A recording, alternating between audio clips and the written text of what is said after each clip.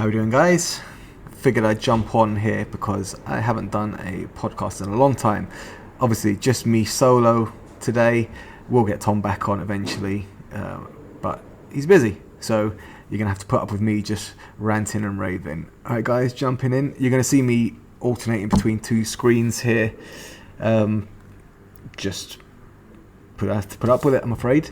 I wanted to hop on and chat a little bit about the fact that I was promoted to a black belt in jiu-jitsu yesterday, which seems funny when you say it because obviously you have all these crazy world events going on, like the president being shot in the ear by pretty bad aiming sniper, but and all the drama going on in the world. But my podcast, I can chat about what I want. So I'm going to talk to you about my journey in jiu-jitsu, and you're just going to have to put up with it, I'm afraid. So I was talking to people earlier about this. I started jiu-jitsu a long time ago, primarily with the goal of going into MMA, which I did. So I've always kind of gravitated more towards no-gi for that reason, although I do train in the gi. And I started so long ago, and I worked this out. This is the crazy thing. So it's been about 21 years since I started. When I started jiu-jitsu, there wasn't a single English-born black belt. It wasn't until about a year after I started that Jude got his, Jude being the first. And now I think it's about 300-400, something like that. There's a lot now. But back when I started, it was rare to see a blue belt. It was almost never that you saw a purple belt that wasn't the coach. It was that long ago. It wasn't in its pure infancy, and I'm not that old, thankfully. But it was still in the early days, to the point where when I got my blue belt, it was a big thing. I think I was the first of the training partners that I was with at the time to get that. A bunch of white belts killing each other, and it's crazy because I'm still in touch with a lot of those people. One of them. So this is one thing I have to warn you guys about. You're going to hear a lot of that, saw and hammer and things like that, because underneath us we have bed makers. I think it's bed makers, mattress makers. Pretty sure it's beds. They literally never stop. You're gonna hear these guys. Like, I've been here at 6 in the morning, and they're going. Been here at 9, 10 at night, and they're still going. Like, you will literally not see harder working people. They do not stop. They must be churning out beds at an alarming rate. I'm pretty sure they're supplying beds for pretty much the whole of the north of England. The rate they're churning them out. Either that, or they're supplementing these beds with other goods. If I was a cynic, might be something I would suspect. Anyway, back to my solo rant. So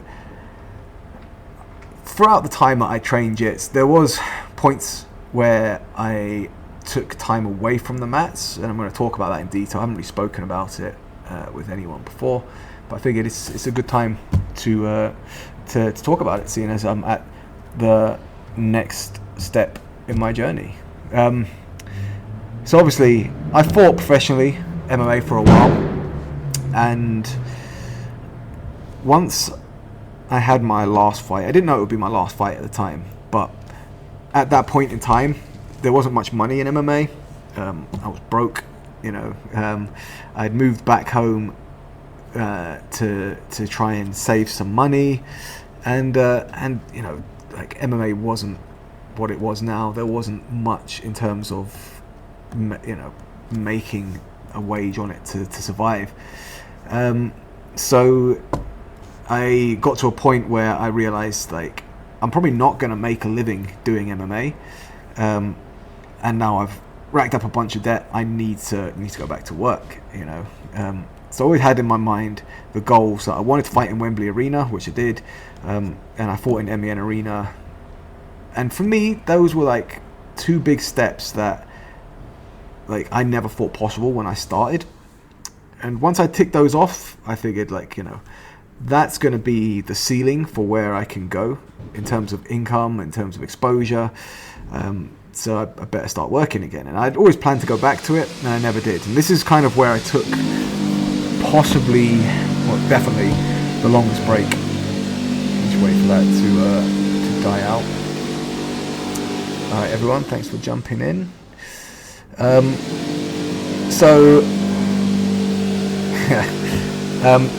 Once I stopped fighting, it was probably the same thing that a lot of people face, but not many people talk about, in that I didn't know what to do with myself after I'd had this goal that I'd been following for so long, and I wasn't pursuing it at that point.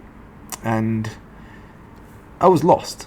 I didn't realize it at the time, but looking back, I can see it. I was kind of drifted away from training for a while. It got to a point where I'd go maybe once a week, and then once every 2 weeks, and then maybe once a month. And I wasn't training very often, and I'd gotten out of shape.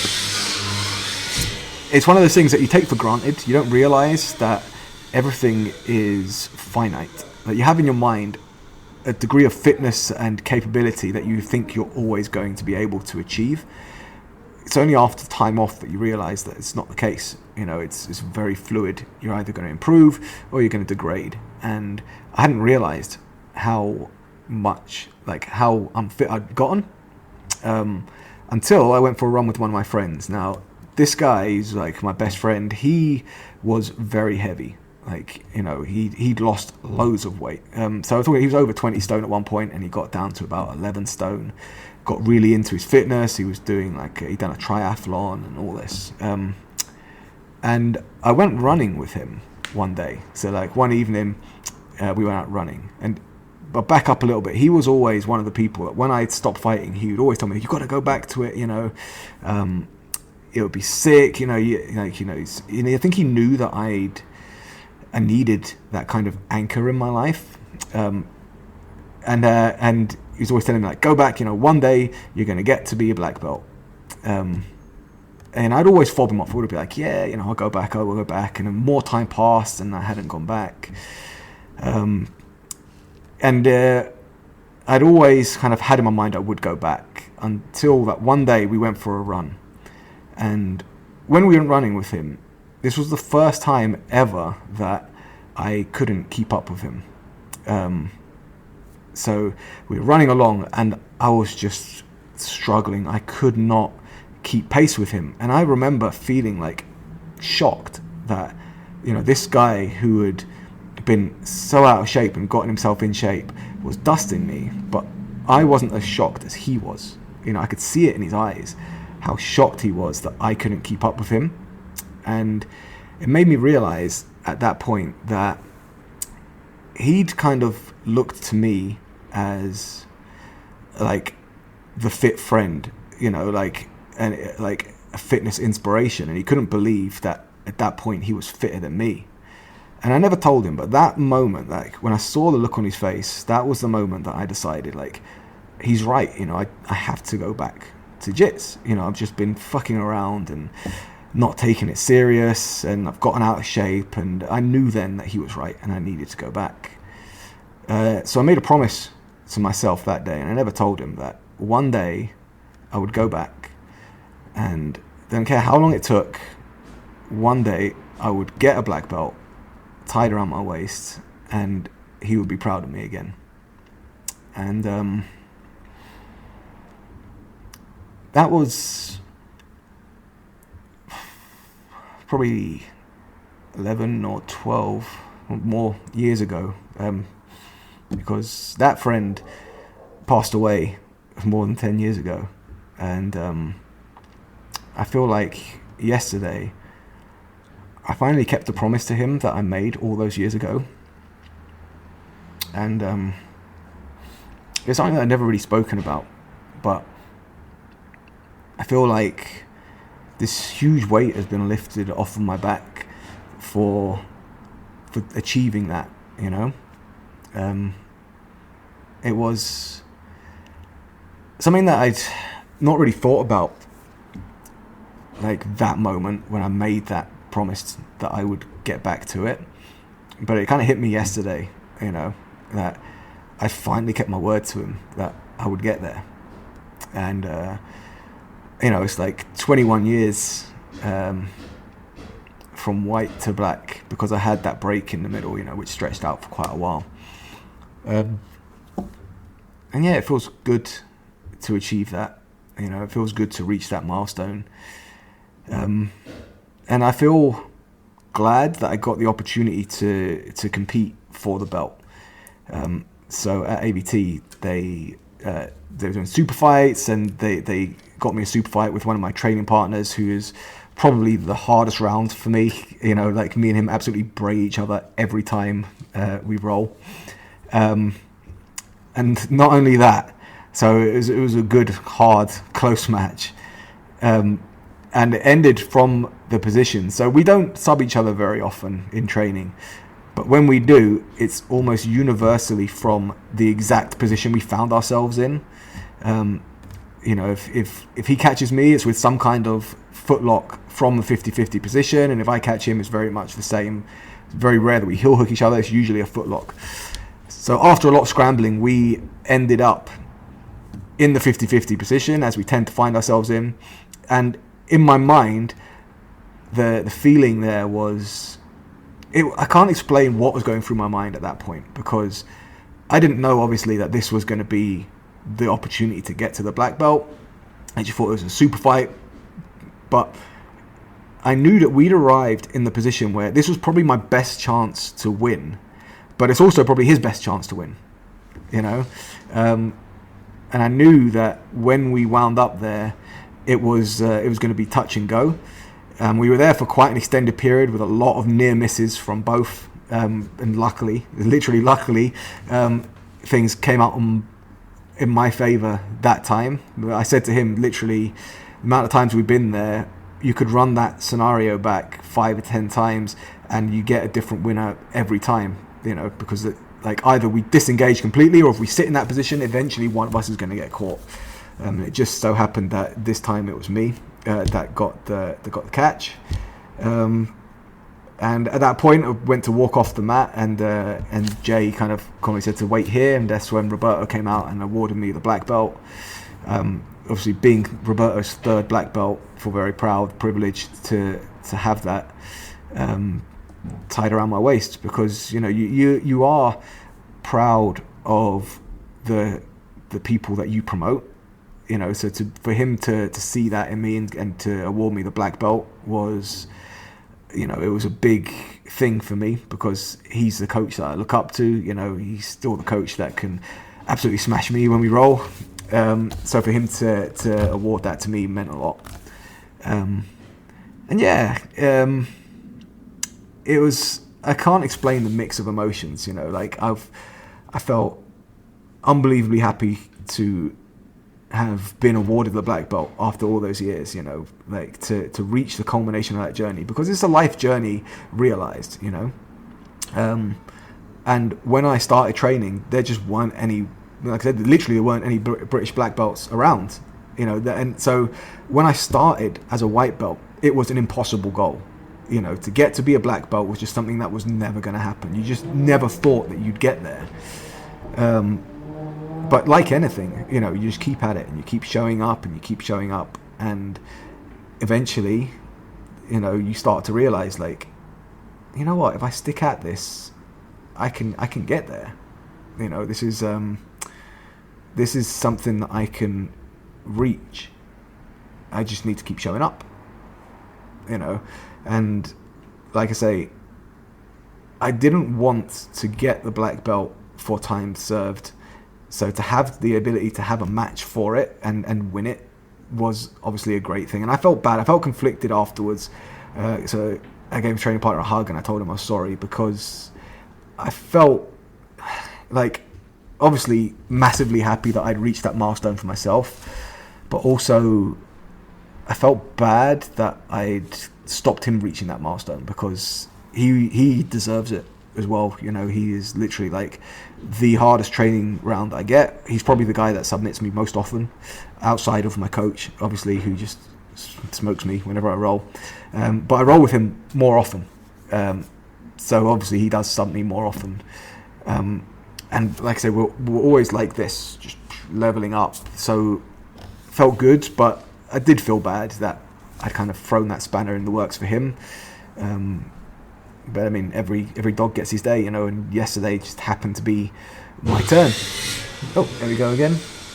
And yeah, I felt happy to be awarded it, but obviously I felt heartbroken at the same time that my friend wasn't there to see it, because it was something that he always told me, and had he not looked at me and been surprised at how unfit I had gotten all those years ago, I might never have had that kind of impetus to get back to it.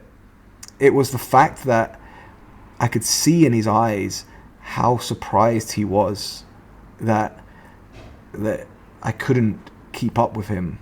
That was what I needed to go back. And yeah, it does feel weird that he's not there to see it, because if it wasn't for him, I might not have made it there.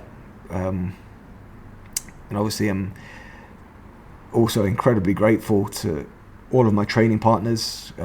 Especially Combat Base, the Combat Base affiliation overall, but specifically AVT, because when I moved up north, at that point I hadn't trained in a long time. I was out of shape. I was a purple belt at the time, and I threw a tweet out there just saying, "Oh, I've moved up north," and Jay messaged me to say, whereabouts are you? And I told him I moved to Wakefield, and he said, "Oh, we're just around the corner, you should come and train."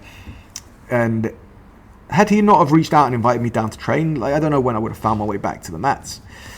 But obviously got there, and as you do, a lot of people watch this and they'll be having time off from training, and you get that worry about going back. The one thing I will tell you, and I can speak from experience for this, because like I say, at that point I'd rolled maybe once every month or few months for, must have been 2-3 years maybe even. And what I'll tell you is, the sooner you go back, the less of a big deal it is. Right? So if you're thinking fuck, I should go back, but I'm not ready, you're never going to be as ready as you are right now. The longer it takes you to go back, the worse it's going to be. The more we build it up to be a thing, And yeah, it's going to be hard when you get back and you're not in shape. Because it was, I went back and I got battered for a bit. But you just keep showing up. You keep showing up. Eventually all that rust goes away, and you start to develop again, And don't take for granted the skills that you have at any given point, because like I say, if you stop training, you don't have that kept. You are going to regress, especially in your physical capabilities. Your skills will erode over time, but your physical fitness and your strength, all of that erodes much quicker. That's a much more delicate attribute. Those are much more finite kind of abilities that you need to keep on top of. And obviously now being back training regularly, I'm on the other side of it, and it feels good. And my advice to anyone that's in that situation would be, don't wait. If you are off at the minute and you're able to go back, you're not broken, go back. Because the longer you wait, the worse it's going to be. And you can build it up to be a huge thing in your mind, and it never is. You'll go back, people will welcome you back. In this case, I'd gone to a new gym, so people welcomed me into the gym. And before you know it, you're just there, and you're part of it. You've made the new friends, and you're part of the community, and it's like you never left. So yeah, if you are watching this and you're in that situation I was in over 10 years ago, just take it from me, go back. You won't regret it, because one day you'll get there yourself. Still feels strange thinking of myself as a black belt, because like I say, it just wasn't possible when I started. When Jude got there, it was a huge thing, obviously being the first British guy to get there. Now there's a lot of black belts all over the place, because it's like when people, they thought you couldn't run the mile in 4 minutes. Someone did it, and then everyone can do it. It's obviously when you realize it's possible to get there if you just put in the time and effort, you're going to get there. Yeah, like I say, a lot of mixed emotions, and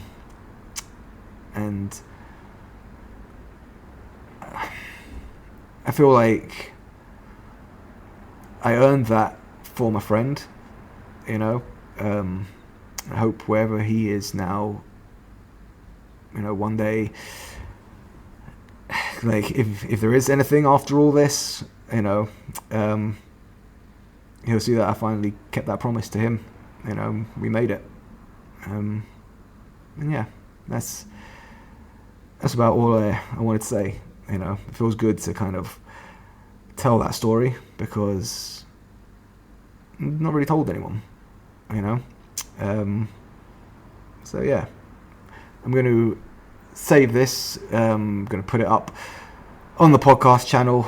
The next one will be probably less of a roller coaster of emotion. Hopefully we'll get Tom back on soon because I always feel awkward doing it by myself. Not going to save this on the gram, so if you're watching this live on the gram, thanks for watching. But if you missed it and you want to listen back, you're going to have to either catch it on YouTube or you're going to catch it on my channels on Apple. It's on Spotify. So Be Strong Podcasts, link in bio. I feel like such a twat when I say that, but it's there. Thanks, man. Sorry, yeah, I set my phone sideways, so to read that I have to crick my neck, which is really sore because today everyone wanted to get me. So this is one of the things Roberto said to me, was that now you got the target on your back, everyone's going to try and get you. So every fucker was trying to DARS me today.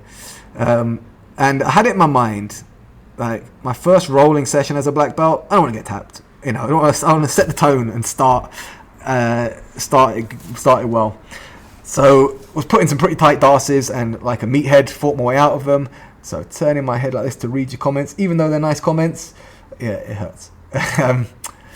But yeah, thanks everyone for jumping in. Catch it on the channel if you missed it. And yeah, if you're watching this and you're out of training, go back. You never get a better day than right now to do it. So see you later, guys. Like, subscribe, all of that stuff, and I'll see you next time.